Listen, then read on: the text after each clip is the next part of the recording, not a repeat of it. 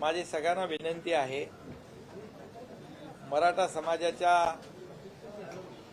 समन्वयकांना पण विनंती आहे आणि मराठा क्रांतीचे कार्यकर्ते आहेत त्या सगळ्यांनाच एकंदरीत मराठा समाजाला माझं आव्हान वजा विनंती आहे आणि आपल्या मीडियाला देखील विनंती आहे की परवाची जी प्रेस कॉन्फरन्स झाली परवा रात्री म्हणजे उशिरा आपण एक बैठक घेतली सह्याद्रीमध्ये।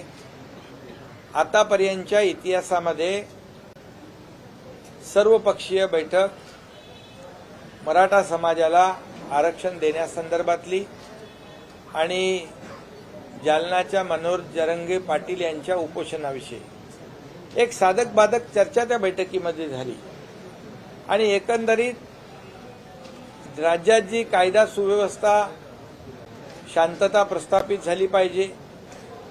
हे पुरोगामी आपलं राज्य आहे।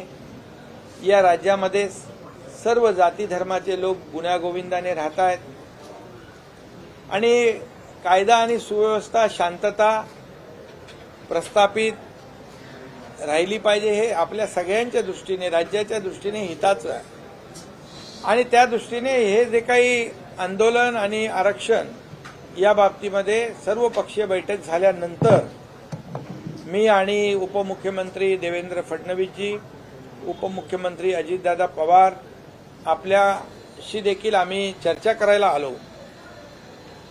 चर्चा करायच्या पूर्वी किंबहुना त्या दरम्यान आम्ही बोलतच येत होतो, परंतु त्यामध्ये जी चर्चा ज्या मुद्द्यावर झाली आणि जी अतिशय पॉझिटिव्ह आणि सकारात्मक आणि प्रॅक्टिकल मुद्द्यांवर चर्चा झालेली, आपण त्या मुद्द्यावरच बोलूया आणि आज कुठलेही पॉलिटिकल प्रश्न उत्तर नको अशा प्रकारचं आमचं चर्चा चालू होती, बोलणं चालू होतं। म्हणजे काय तर मराठा समाजाच्या बाबतीमध्ये आरक्षणाच्या बाबतीत आणि मनोहर जरांगे पाटील यांच्या उपोषणाच्या बाबतीत जे चर्चा घडली सभागृहामध्ये सह्याद्रीमध्ये तेवढं आपण बोलूया आणि निघूया। कुठलाही राजकीय भाष्य राजकीय प्रश्नोत्तर आज नको अशा प्रकारची चर्चा आमची त्या दिवशी होती।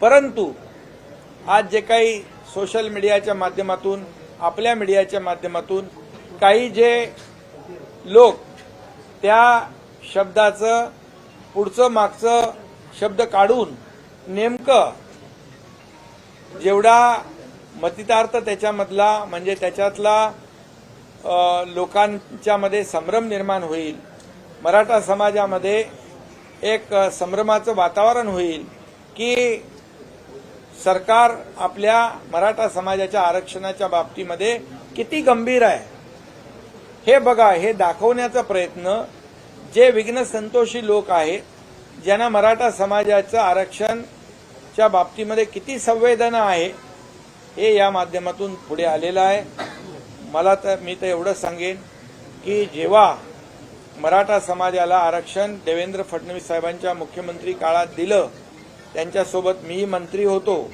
आणि दिलेलं आरक्षण हायकोर्टाने देखील कन्फर्म केलं होतं। दुर्दैवाने सुप्रीम कोर्टामध्ये ते टिकू शकलं नाही। कुणाचं अपयश, कुणाच्यामुळे आज मी ते इथे बोलू इच्छित नाही, परंतु संपूर्ण आरक्षण जे रद्द झालेलं मिळालं पाहिजे या भूमिकेतून सरकारची भूमिका स्पष्टपणे त्या बैठकीत मांडली गेली।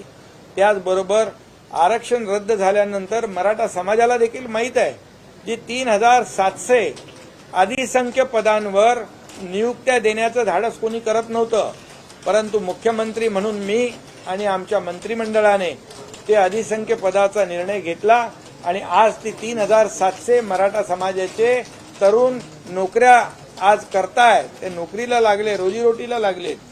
त्यामुळे मराठा समाजाला आरक्षण देण्याची भूमिका सरकारची अतिशय प्रामाणिक आहे, स्पष्ट आहे।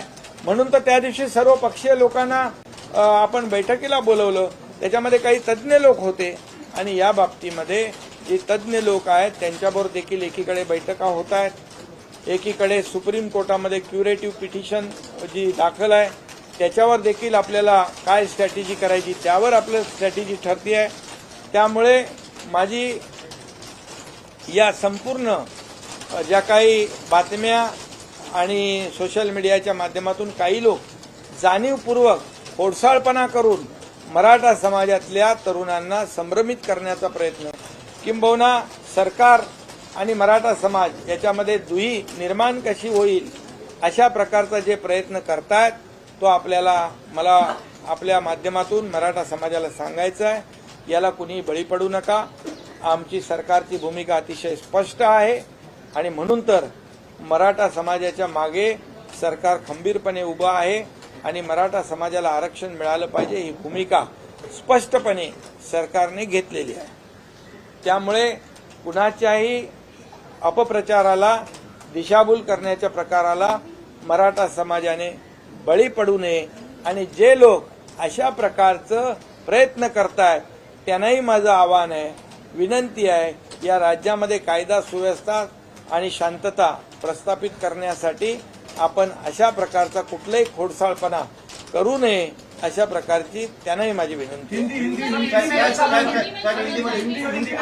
आपका मतलब क्या था? एक वीडियो वायरल किया जा रहा है, उसको लेकर के आपका मतलब क्या था, किस तरीके से? हाँ, वो जब मराठा समाज को आरक्षण देना और मनोज जरंगे पाटिल इनका जो आंदोलन चल रहा है उसके बारे में सरकार पूरी तरह गंभीर थी. पूरी गंभीरता से सरकार उसके ऊपर काम कर रही है और इसीलिए वहां पर सर्वपक्षीय नेता, सर्वपक्षीय बैठक बुलाई थी. बैठक देर रात तक चली और उसमें कई लोगों ने अच्छे सुझाव दिए मनोज जरंगे पाटिल जी का उपोषण के बारे में और मराठा समाज को आरक्षण जो रद्द हुआ है सुप्रीम कोर्ट में उसको फिर से रिस्टोर होना चाहिए, फिर से आरक्षण मिलना चाहिए. इसके लिए कई सुझाव लोगों ने दिए और उसके बाद पत्रकार परिषद में जाने के समय ऐसा तय हम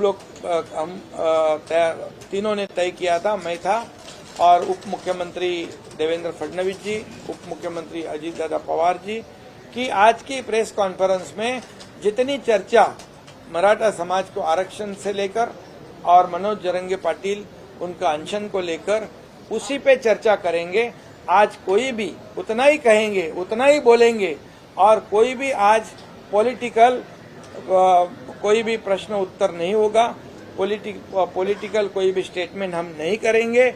ऐसी हमारी बात हो रही थी, लेकिन कुछ लोगों ने आगे पीछे का कट करके सिर्फ मराठा समाज के बारे में इनकी क्या भावना है सरकार की, ये तोड़ मरोड़ कर मराठा समाज या समाज में ऐसा संभ्रम फैलाने के लिए ये कोशिश उनकी है, वो कोशिश नाकाम होगी.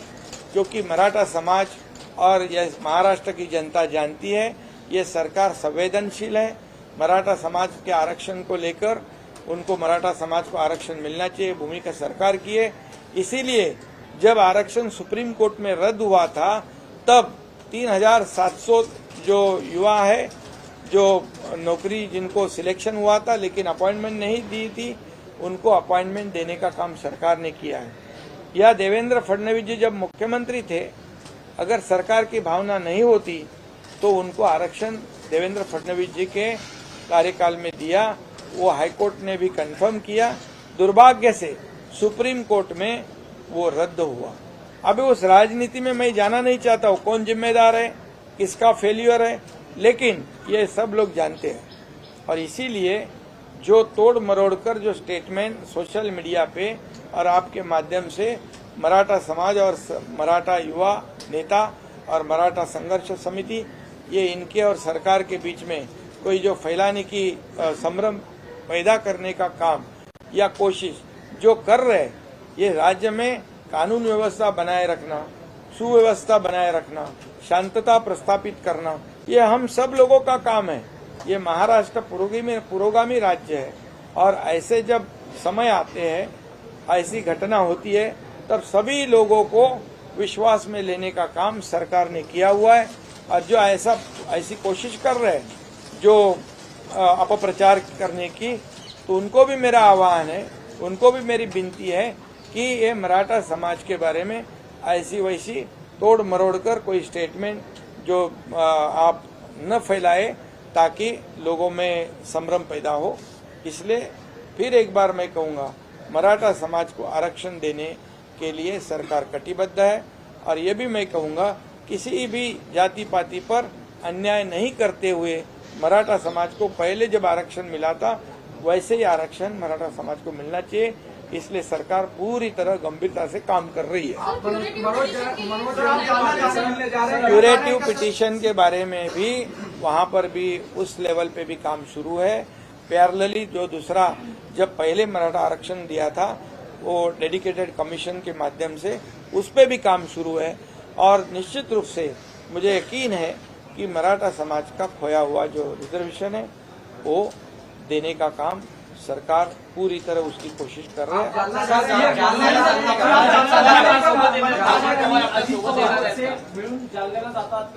त्याच्याबरोबर मनोज जरंगे पाटलांच्या बरोबर चर्चा सुरू आहे। आमचे शिष्टमंडळ देखील जे आहे तेही तिकडे आता कालही होतं, आजही तिथे जाणार आहे। त्याच्याशी चर्चा सगळी सविस्तर झाल्यानंतर पुढचा निर्णय घेईन।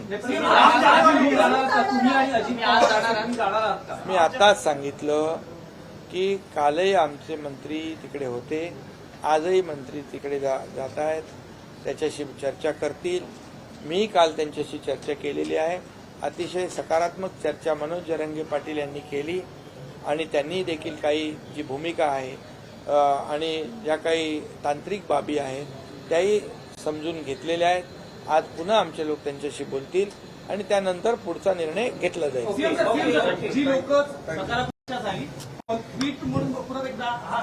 एक मिनिट, माझं एवढंच म्हणणं आहे, हा सामाजिक प्रश्न आहे। हा मराठा समाजाचा आणि संपूर्ण राज्याचा एक सामाजिक प्रश्न झालेला आहे। त्यामुळे या सामाजिक प्रश्नाकडे राजकीय हेतूने कुणी पाहू नये, याच्यामधून कुणी राजकारण करू नये। कारण शेवटी हा या मराठा तरुणांच्या जीविताशी निगडीत प्रश्न आहे आणि म्हणून मनोज जरंगे पाटील याच्या तब्येतीची, त्याच्या जीवाची चिंता सगळ्यात आम्हाला जास्ती आहे, सरकारला आहे आणि आपल्या सर्व समाज बांधवांना आहे।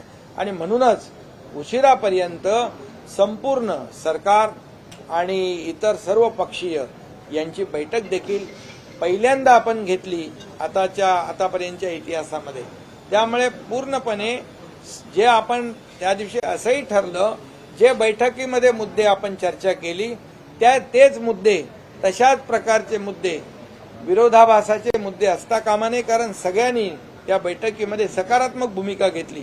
त्यामुळे माझी सगळ्यांना विनंती आहे की ट्विट असेल किंवा आपलं स्टेटमेंट असेल, हे त्याच्यामुळे समाजामध्ये तेढ निर्माण होईल अशा प्रकारचं काम कुणीही करू नये।